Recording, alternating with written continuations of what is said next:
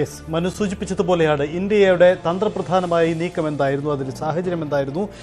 രാത്രി 1:22 മുതൽ ഈ മണിക്കൂർ വരെ ഇന്ത്യ നടത്തിയ സൈനിക നീക്കവും അതിൻ്റെ തുടർച്ചയായ സാഹചര്യങ്ങളും എന്തെന്ന സാഹചര്യമാണ് മനു ഭരത് വിശദീകരിച്ചത്. എന്തായാലും സങ്കീർണമായ സാഹചര്യങ്ങളിലൂടെയാണ് കടന്നുപോയത്. ഇന്ത്യ അതിപ്രധാനമായ തന്ത്രപരമായ സൈനിക നീക്കം കൂടിയാണ് അവിടെ നടത്തിയിരിക്കുന്നത്. ഇതിനിടയിൽ ചില ചിത്രങ്ങൾ കൂടി പുറത്തു വരുന്നുണ്ട്. പ്രത്യേകിച്ച് പാകിസ്ഥാൻ എയർ പൂർണ്ണമായും വിമാനങ്ങളില്ലാതെ നിൽക്കുന്നു. ഇന്ത്യയുടെയും അയൽ രാജ്യങ്ങളുടെയും എയറിൽ വിമാന സാന്നിധ്യങ്ങളുമുണ്ട്. അതായത് പാകിസ്ഥാൻ എയർ പൂർണ്ണമായും എല്ലാവരും ഒഴിവാക്കി യാത്ര ചെയ്യുന്നു എന്ന സാഹചര്യം കൂടിയാണ് വരുന്നത്. ഫ്ലൈറ്റ് റഡാറിൽ നിന്നുള്ള ദൃശ്യങ്ങൾ നൽകുന്ന സൂചനകളും അങ്ങനെ തന്നെയാണ്. സങ്കീർണമായ സാഹചര്യത്തിലൂടെയാണ് കടന്നു പോകുന്നത്. പാകിസ്ഥാൻ നേരിടാൻ പോകുന്ന വെല്ലുവിളികൾ വലുതാണ്. കാരണം തിരിച്ചടിക്കണം എന്ന് സൈന്യം ആവശ്യപ്പെട്ടാൽ, തിരിച്ചടിച്ചാൽ ഇന്ത്യയുടെ ഭാഗത്തു നിന്നും വീണ്ടും മറുപടി ഉണ്ടാകും. ആ മറുപടി താങ്ങാനാകുമോ എന്ന ചോദ്യം പാകിസ്ഥാൻ സ്വാഭാവികമായും അവരെ കുഴയ്ക്കുന്നുണ്ട്. പ്രതിസന്ധികൾ അതാണ്. രാകേഷ് കൂടി ചേരുന്നു. രാകേഷ്, ഇതുവരെ നടന്ന കാര്യങ്ങൾ സർക്കാരിൻ്റെ ഭാഗത്തു നിന്നൊരു വ്യക്തമായ വിശദീകരണം നമ്മൾ പ്രതീക്ഷിക്കുന്നുണ്ട്. 10 മണിക്ക് ഒരു മീഡിയ ബ്രീഫിംഗ് പ്രതീക്ഷിക്കാമോ? ഡൽഹിയിലെ നീക്കങ്ങൾ അങ്ങനെയാണോ?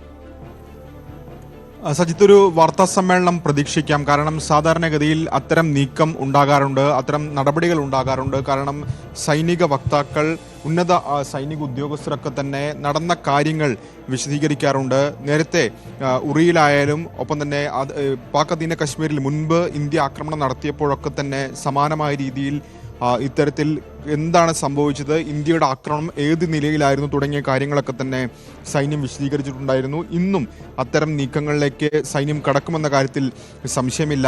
ഏതായാലും ഈ ഓപ്പറേഷനുമായി ബന്ധപ്പെട്ടുകൊണ്ട് ചില വാർത്തകൾ കൂടി പുറത്തു വരുന്നുണ്ട്. അതായത് ഇപ്പോൾ സർക്കാർ വ്യക്തമാക്കുന്നത് ഈ ഓപ്പറേഷനിൽ പങ്കെടുത്ത എല്ലാവരും സുരക്ഷിതരാണ് എന്ന പ്രതികരണമാണ് ഇപ്പോൾ സൈന്യത്തിൻ്റെ ഭാഗത്തുനിന്ന് ഉണ്ടായിട്ടുള്ളത്. കാരണം പാകിസ്ഥാന്റെ ഭാഗത്തുനിന്നടക്കം ചില വ്യാജ പ്രതികരണങ്ങൾ ഒക്കെ തന്നെ ഉണ്ടായിരുന്നു. അതായത് ഇന്ത്യയുടെ വിമാനം വെടിവെച്ച് വീഴ്ത്തിയെന്നടക്കം സാമൂഹ്യ മാധ്യമങ്ങളിലൊക്കെ അത്തരം പ്രചാരണമൊക്കെ തന്നെ പാക് മാധ്യമപ്രവർത്തകരായാലും പാകിസ്ഥാനിലെ മറ്റു ആളുകളായാലും തന്നെ ഒക്കെ നടത്തുന്നുണ്ട്.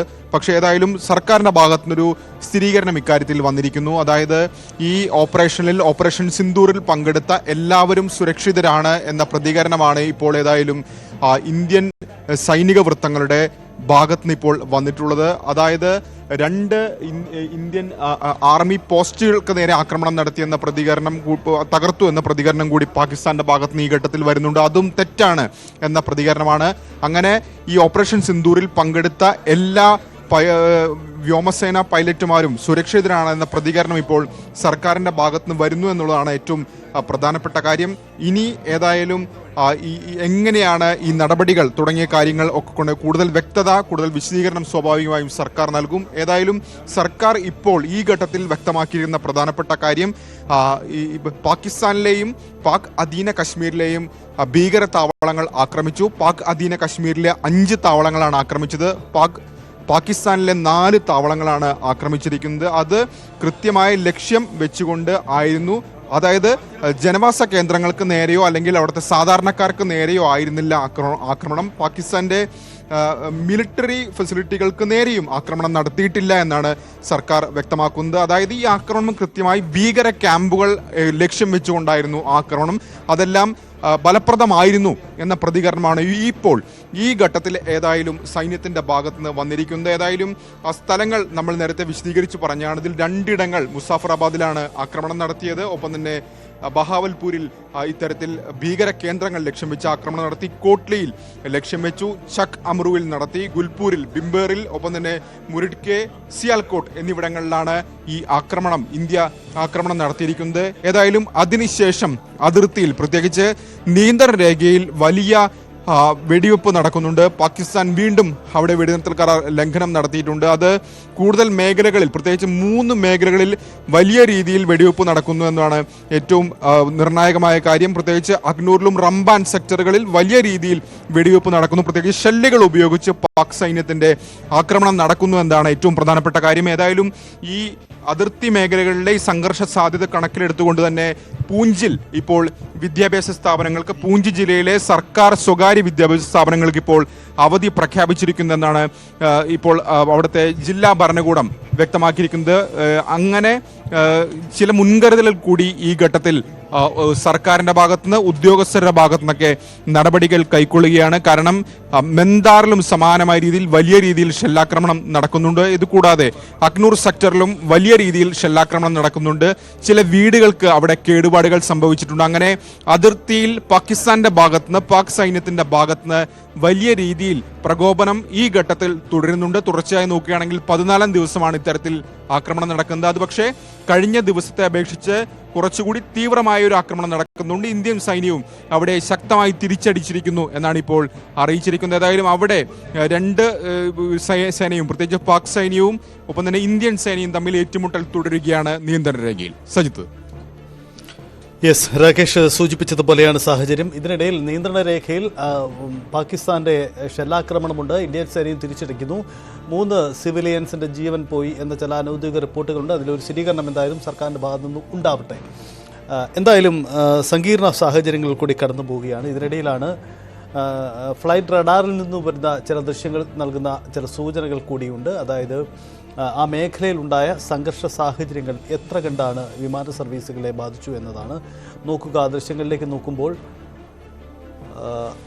പാകിസ്ഥാൻ എയറിൽ ഒരു വിമാന സർവീസുകൾ പോലും ഇല്ല എന്നതാണ് വ്യക്തമാവുന്ന കാര്യം. അതേസമയം തൊട്ട് അയൽ രാജ്യങ്ങളുടെ ആകാശമാർഗം നിരവധി വിമാനങ്ങളുണ്ടെങ്കിലും പാകിസ്ഥാനെ പൂർണ്ണമായി എല്ലാവരും ഒഴിവാക്കിയാണ് സർവീസ്. അത്ര കണ്ട് സങ്കീർണമായ സാഹചര്യങ്ങളിലൂടെ പാകിസ്ഥാൻ ഇപ്പോൾ കടന്നു പോകുന്നു എന്നതാണ് അത് നൽകുന്ന സൂചന. അത്രയധികം സങ്കീർണ സാഹചര്യമാണ് അവിടെ നിലവിലുള്ളത്. പാകിസ്ഥാൻ എയർ പൂർണ്ണമായും എല്ലാ വിമാന കമ്പനികളും ഒഴിവാക്കി അവിടുത്തെ വിമാന സർവീസുകൾ പൂർണ്ണമായും നിശ്ചലമായിരിക്കുന്നു എന്നതാണ്. അതായത് പാകിസ്ഥാനിൽ നിലവിലുള്ള സങ്കീർണ സാഹചര്യം അത് വ്യക്തമാണ്. അത് ഈ ആക്രമണം ഉണ്ടായ സ്ഥലത്ത് മാത്രമല്ല, പാകിസ്ഥാന്റെ എല്ലാ മേഖലകളെയും അത് ബാധിച്ചു എന്നുകൂടിയാണ് വ്യക്തമാക്കുന്നത്. ഇന്ന് രാവിലെ പെഹൽഗാമിൽ നിന്നുള്ള രാവിലത്തെ പ്രഭാതത്തിലെ ദൃശ്യങ്ങൾ കൂടി പുറത്തു വരികയാണ്. കാരണം ഏറ്റവും അധികം ഇപ്പോൾ ഇന്ത്യയുടെ ഈ തിരിച്ചടിക്ക് കാരണമായ സംഭവമുണ്ടായ ഇടമാണ് പെഹൽഗാം രക്തസാക്ഷികൾക്ക് രാജ്യം നൽകുന്ന ആദരവ് കൂടിയാണ് ഈ തിരിച്ചടി എന്നതാണ്. അല്പസമയം മുമ്പ് പെഹൽഗാമിൽ മരണപ്പെട്ട മലയാളി രാമചന്ദ്രൻ്റെ അദ്ദേഹത്തിൻ്റെ മകളടക്കം പ്രതികരിച്ചിട്ടുണ്ട്. അവരുടെ പ്രതികരണം നൽകുന്ന സൂചനകളും ഇങ്ങനെയാണ്. എന്തായാലും സർക്കാർ ഉചിതമായ തിരിച്ചടി നൽകി. ഇത് തങ്ങൾക്ക് നൽകുന്ന ആദരം എന്നതുകൂടിയാണ് പറയുന്നത്. കാരണം എന്തുകൊണ്ട് ഇന്ത്യ തിരിച്ചു അടിക്കുന്നില്ല എന്ന ചോദ്യത്തിനെല്ലാം മറുപടി നൽകുന്നു. പെഹൽഗാം ആക്രമണത്തിന് ഇന്ത്യ ഉചിതമായ മറുപടി ഭീകരർക്ക് നൽകുന്നു. ലോകരാജ്യങ്ങളെല്ലാം ഭീകരതയുടെ ചെറുതും വലുതുമായ വെല്ലുവിളികൾ നേരിടുന്നുണ്ട്. അത് ഏറ്റവും രൂക്ഷമായി നേരിടുന്ന രാജ്യങ്ങളിലൊന്നാണ് ഇന്ത്യ. രാജ്യം രൂപീകൃതമായത് മുതൽ നിലനിൽക്കുന്ന, സ്വാതന്ത്ര്യം കിട്ടുമ്പോൾ മുതൽ നിലനിൽക്കുന്ന ചില പ്രതിസന്ധികൾ, വെല്ലുവിളികളുണ്ട്. ഒപ്പം നിരവധി ലോകരാജ്യങ്ങൾ ഭീകരത, ടെററിസത്തിൻ്റെ പലതരത്തിലുള്ള ബുദ്ധിമുട്ടുകൾ നേരിടുന്നെങ്കിൽ ഇന്ത്യ എക്കാലവും അതിനെതിരായ ചെറുത്തുനിൽപ്പുകളാണ് ഇന്ത്യയുടെ പ്രത്യേകത.